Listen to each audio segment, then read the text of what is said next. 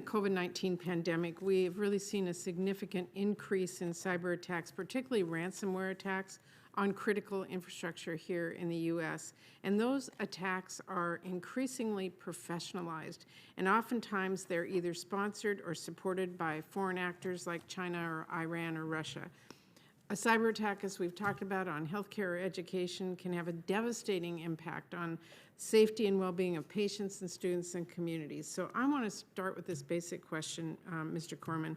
What is driving this increase in cyber attacks, and how can we better prevent and monitor them? I'll try to be brief, but there's more detail in the written testimony. But for now, there's really been a ransomware revolution. It used to be that Dillinger quote, "Why do you rob banks? That's where the money is." And most attacker adversary focus was at the Fortune 100 or Fortune 500 for things that could be sold, intellectual property.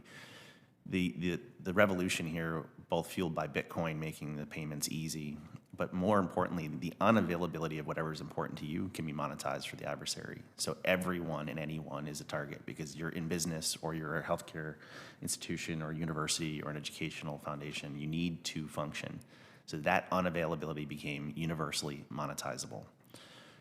The other problem is when you get away with something, you keep doing it. And when you're rewarded with financial payment, you keep doing it. So we funded their R&D to come back at us harder and harder to the point where something that may have been manageable and deterrable is now nearly unstoppable.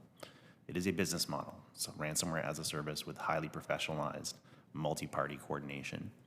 So we have a fairly significant problem where their bold actions went unchecked long enough, and things that used to be off limits like designated critical infrastructure. A cyber attack on designated critical infrastructure is technically an act of war when perpetrated by a nation state. So these state tolerated and sometimes state directed have flirted up to and across lines that we need to reestablish. That is more than just the job of Congress here, but we have allowed and tolerated the intolerable. And unless we do significant things both against the adversaries and shore up minimum hygiene for the defenders, we should expect more of this. Anybody else want